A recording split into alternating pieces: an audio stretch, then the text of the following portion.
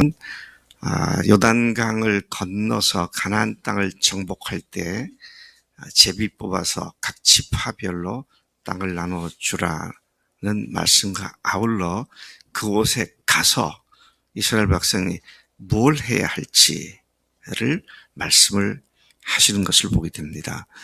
또 그곳에 들어갔을 때 그들에게 하나님께서 한정해 주신 경계선이 어떤 것이 동서남북 이스라엘에게 하나님께서 약속하신 주신 땅에 대한 경계선을 쭉 말씀하시고요. 자, 그것을 위해서 지파 중에서 한 사람씩 지휘관들을 세워라. 이런 말씀이 오늘 본문 내용으로 구성되어 있음을 봅니다. 먼저 50절부터 56절까지 보면 요단강을 건너 가나안 땅에 들어가서 그들이 무엇을 해야 하느냐, 반드시 해야 할 일들을 말씀하고 있습니다. 이 말씀은 여리고 맞은편 요단강과 모압 평지에서 하나님께서 그들에게 주신 명령이다. 그렇게 말씀하시죠. 그토록 40여 년 세월 끝에 드디어 마침내 들어가는 그 가나안 땅에서 어떻게 해야 그 땅에서 복을 누릴 수 있는지를 말씀하시는데, 그 복을 누릴 수 있는 대전제가 여기서는 세 가지로 제시되어 있는 것을 보게 됩니다. 오늘 우리에게도 마찬가지죠. 예수님의 십자가와 부활의 사건으로 죄의 권세에서 벗어나 하나님의 약속의 통치가 있는 하나님의 약속하신 그 하늘나라에 들어간 자들로서 하늘나라의 그 기쁨과 영광과 복스러움을 누리려면 어떻게 해야 하는지에 병행되는 사건으로 명령으로 이해가 되는 것입니다. 예수 믿고 구원받았다고 그때부터 모든 것이 다 아름답고 찬란하게 빛나고 승리하며 영광스럽게 그렇게 된 건 아니잖아요. 그 속에서 이제 그 땅에 들어왔는데 그 땅에서 어떻게 해야 하나님이 그토록 많은 대가를 치르시고 구원하신 우리가 그 영광의 땅을 풍성히 누리며 살 것이냐 하는 것과 관계된 가르침으로 이해가 되는 것입니다. 하나님께서는 그 땅을 이스라엘 백성들에게 말하십니다. 너희에게 너희 소유로 주었다. 그렇게 말씀하시죠. 하나님께서 구원의 땅에 들어온 우리에게 하나님 나라를 우리의 소유로 주신 줄로 믿습니다. 우리가 그렇게 어마어마한 복을 받은 자들인데, 자, 그곳에 들어가서 이런 일을 해라. 나중에 하지 말고 들어가는 즉시 그렇게 해라. 말씀을 하시는데 52절을 보니까 첫째, 뭘 하라고 하셨습니까? 그 땅의 원주민을 너희 앞에서 다 몰아내버려라. 너희들의 살 땅에 거기에서 우상을 숭배하며 하나님 앞에 원수가 되어 사는 그들을 그대로 방치하지 말고 다 내몰아버려라. 다 내쫓아라. 둘째는 그들이 조각한 석상과 주물로 만든 우상을 다 깨뜨리고 산당을 다 헐어버려라. 그들이 신으로 여겼던 것, 여러분 신으로 여긴다는 말은 무슨 말입니까? 그들의 최고의 가치 있는 삶의 목표로 여겼던 것들, 이런 것들을 다 타파하라는 거잖아요. 우선 그 땅에 있는 사람들을 다 몰아내고 그들이 섬겼던 것들을, 그들의 삶을 음란하고 악한 걸로 인도한 그들의 신상들을 다 깨뜨려버리고 그들이 섬겼던 산당도 다 헐어버려라. 하나님께서 오늘도 우리가 동일한 말씀을 하신다고 믿습니다. 세상 사람들이 하는 대로 따라가지 말고 그들이 하는 것과는 확연하게 결별을 하고 그것들을 너희들 마음속에서 다 깨트려버리고 다 몰아내버리고 하나님의 백성으로서만 사는 깨끗한 영적 환경부터 만들어라. 그런 말씀을 하고 계신 것으로 해석이 됩니다. 세 번째는 그 땅을 점령하여 거기 거주하라. 그렇게 막 명령하셨죠. 그 땅을 점령하고 거기에 거주하라. 이게 어떻습니까? 처음에는 원주민을 몰아내고, 두 번째는 그들의 우상을 다 타파하고, 그리고 거기에 너희들이 거주를 해라. 이제 그렇게 세 가지를 말씀하신 것입니다. 하나님께서는 이때로부터 이 여호수아가 앞장서서 이스라엘 가나안 땅을 정복하는 일을 앞에 둔 그때로부터 400여 년 전에 아브라함에게 그 땅을 약속의 땅으로 주었다고 했었는데, 드디어 그 일이 400년이나 긴 시간이 지난 뒤에 실제적으로 이루어지게 되는 우리가 역사를 보게 됩니다. 조금 의아하지 않습니까? 아브라함에게, 너 내 자손에게 이 땅을 다 주었다. 근데 그만에 야곱 누굽니까? 요셉 때에 가나안 땅으로, 애굽 땅으로 피신을 시킨 뒤에, 그리고 아브라함으로부터 400여 년 지난 시점에 드디어 아브라함이 약속했던 말씀이 실현되고 있다. 뭘 의미합니까? 어떤 분들은 그렇게 얘기를 합니다. 하나님께서 이스라엘을 통해서 가나안에 살고 있는 사람들이 이렇게 잔인하고 혹독하게 하는 걸 보면 하나님은 잔인한 하나님이다. 뭐 이렇게도 해석을 하는 사람들이 있어요. 근데 잔인하지 않기 때문에 그렇게 하신 겁니다. 왜요? 400년 동안 그들에게 회개할 기회를 주셨는데, 그들은 자기들의 악을 계속 회개는커녕 악을 쌓아간 결과로 드디어 하나님께서 그들을 멸절시키는 일을 이스라엘을 통해서 행하셨다. 이 사실 우리가 다시 한번 깊이 생각하면 하나님의 잔인함이 아니라 하나님의 한없이 참으시고 기다리시는, 인내하시는 사랑의 모습을 다시 우리가 생각하며 감사할 수가 있죠. 예수님의 십자가와 부활로 진정한 하나님 나라 사람들을 거듭난 그리스도인들이 세상 사람들과 구분 없이 섞여서 함께 뒹굴며 사는 것을 주님은 철저히 금하고 계신다는 사실을 생각하지 않을 수 없습니다. 그러한 삶을 방지하기 위해서 하나님께서는 이스라엘에게 이러한 명령을 주신 것이죠. 하나님 나라의 백성된 우리는 철저히 세상과 구분되어 세상 사람들이 신으로 여기는 것들을 파괴하고,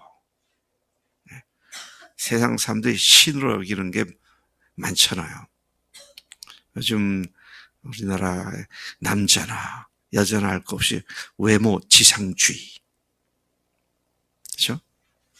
남자들도 성형수술하고 뭐 그렇게 하면서 아름다움을 통해서 자기를 과시하려는, 이게 오늘날 시대적인 특성 아닙니까? 근데 그리스도인들도 그냥 생각 없이 따라가요. 저는 뭐 그런 수술하는 게 죄다 그런 얘기를 한 거 아닙니다. 세상 사람들이 하는 것이 내 기준이 되어가지고 이런 것들이 되어서는 안 되겠다. 하나님은 이스라엘 백성들을 통해서 오늘 우리에게도 동일하게 경고해 주시는 그런 말씀이죠. 그 얄팍한 휴머니즘, 인본주의에 근거해서 사람들에게 그렇게까지 하면 사람들이 너무 힘들어하니까 그렇게까지는 하지 말아야 한다. 근데 하나님은 그렇게 하라고 그러셨어요. 죽이라 그랬습니다. 몰아내라 그랬어요. 상종하지 말라 그랬습니다. 근데 왜 그렇게 하십니까? 55절을 보니까 그 이유를 밝히고 계십니다. 몰아내지 않고 너희가 남겨둔 자들이 너희 눈에 가시와 너희 옆구리에 찌르는 것이 되어 너희가 거주하는 땅에서 너희를 괴롭힐 것이요. 그렇게 되면 그들에게 행하기로 생각한 것을 너희에게 행하리라. 와, 하나님께서 무서운 말씀하십니다. 내가 그들을 멸망시키기 위해서 너희들을 들어서 그 일을 하라고 하는데, 너희들이 그렇게 하지 않으면 그들에게 내가 하려고 했던 걸 너희들에게 행할 것이다. 무서운 말씀하십니다. 하나님, 그리스도인들이 주님 앞에서 결단한 것을 결단하고 깨트려 버릴 것, 또 부숴버릴 것들을 부숴버리지 않으면 그 남겨둔 그것이 그리스도의 삶을 황폐하고 초토화시킨다라는 사실을 말씀하고 있습니다. 34장 1절부터 15절까지는 가나안 땅으로 주신, 약속의 땅으로 주신 가나안 땅의 경계, 국경선, 그를 말씀하시죠. 하나님께서 이스라엘의 기업이 될 가나안 사방 지경의 경계선이 어떻게 되는지를 세밀하게 말씀해 주십니다. 남쪽 경계, 시간이 없으니까 이걸 다 읽지 않겠습니다. 서쪽 경계, 대해, 북쪽 경계, 그리고 동쪽 경계. 그래서 지금 제가 지도를 하나 준비했는데, 뭐 이런 모습이죠. 오늘날 이스라엘 지도를 보면 거의 비슷한 모습으로 점령해 있는 것을 보게 됩니다. 여기에 좀 둥글게 되어 있는 건 뭐 정확하지 않으니까. 그러나 여기 특별히 우리가 주목해 보면 맨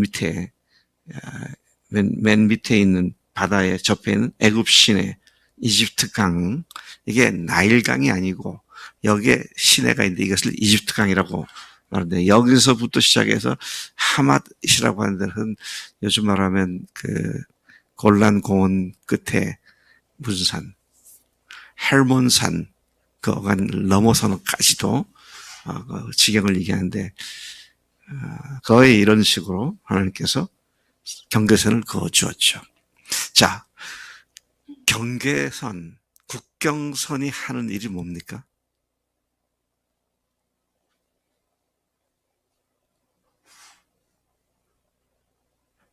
누구도 그 경계선 넘어오지 못하게 할 뿐더러 또 넘어가지도 말라고. 그렇죠? 국경선, 경계선은 내가 살 수 있는 바운다리, 테두리를 분명히 규정해 주는 것이죠. 이 말씀을 생각하면서 다시 그 생각이 들었어요. 하나님께서는 우리에게 가야 할 것과 가지 말아야 할 것, 해야 할 것과 하지 말아야 할 것, 분명히 한계를 그어 주셨다는 것이죠. 아유, 우리나라가 이 땅덩어리도 좁은데 북한은 우리나라 인구의 남한보다 반밖에 안 되는데 나는 북한으로 올라갈 거야. 그럼 올라가 보세요. 어떤 일이 생기는가. 참 이상해요. 국경선에 가보면 아무것도 없어요. 하나님은 아무것도 안 만들어놨어요. 근데 사람들이 선을 그어가지고, 와, 그거 한번 통과하려면 비자를 있느냐, 없느냐, 뭐 물건 수색을 하고, 난리를 치잖아요. 자, 그만큼 경계선이라고 하는 것은 내가 자유롭게 갈 수 있는 곳과 없는 곳을 구분하고, 또 내가 사는 곳에 아무나 함부로 들어오지 못하도록 나를 지켜주는 일이기도 하고, 그리스도인들에게 하나님께서는 분명한 많은 경계선들을 그어주셨습니다. 그 안에 있어야 안전합니다. 그걸 벗어났을 때에는 어떤 일을 당할지 알 수 없는 위험한 것들이 도사리고 있는데요. 오늘 이 말씀을 쭉 보면서 아이고 뭘 이렇게까지 자세히 했나 그런 생각이 들 수도 있지만 정말 중요한 삶의 바운다리를 말씀하고 있는 것이죠. 16절부터 29절까지 보면 각 지파가 기업을 분할받을 때 그 각 지파별로 책임자들을 세우시는 것을 보게 되죠. 그래서 참 오늘 우리 교회로 생각한다면 하나님께서 목장의 목자들을 세우셔서 그들로 하여금 각 목장별로 영혼들을 돌보고 또 섬기고 세우게 하시는 원리가 여기서도 발견되는구나 그런 생각을 하게 됩니다. 이제 남은 과제는 뭡니까?